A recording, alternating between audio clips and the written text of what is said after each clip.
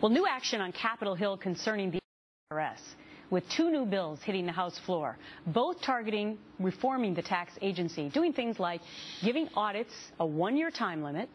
The bills would also ensure Americans are told within 30 days if any of their information was leaked or shared. And it further protects our privacy by banning the IRS from asking intrusive questions based on religious, political, or social beliefs. The bill's introduced by Illinois Congressman Peter Roskam, the Chief Deputy Whip, and he joins me now live. Great to see you, Congressman. Thank you very much, Gretchen. All right, well, obviously, there's been a lot of attention on the IRS as of late with regard to targeting of Tea Party groups. Is that the incentive for these bills?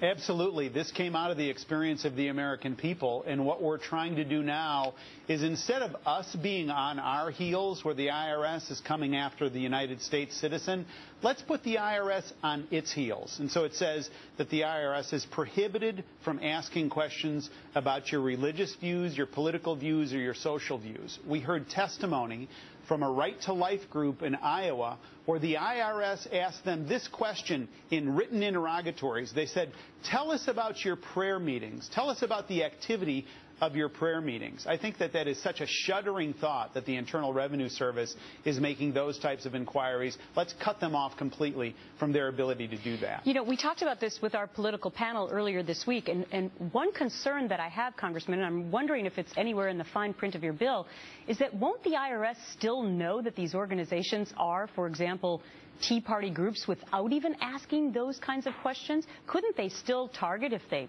wanted to?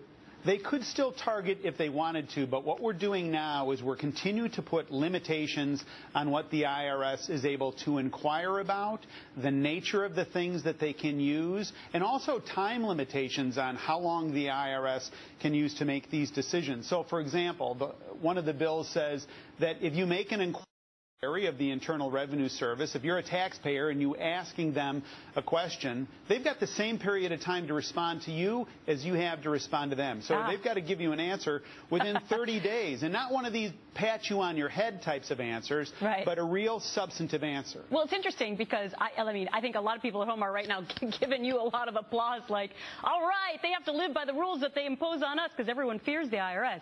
But let me ask you this. Why would anybody, whether you're Democrat or Republican, be against this?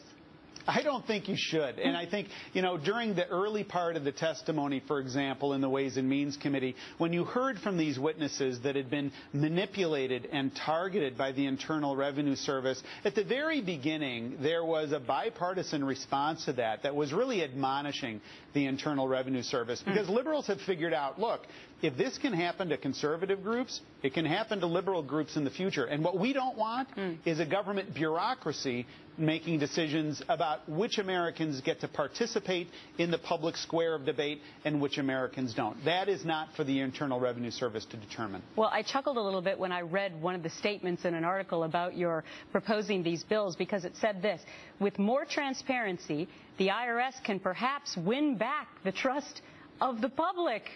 Well, that's not really the object of the game here, but I think, you know, to your point, the IRS has a long way to go. And look, it's not helpful when President Obama just completely dismisses the possibility of any criminal wrongdoing, as he did on an interview not long ago. But I think what we've got to do is stay focused, push these bills incrementally, take on their ability to challenge people as it relates to things of faith and things of politics and things of social positions, and limit them greatly. And we hope to do that this week. Yeah, what he said in that interview with Bill O'Reilly was that there wasn't a smidgen of corruption with any of the targeting that the IRS had been doing.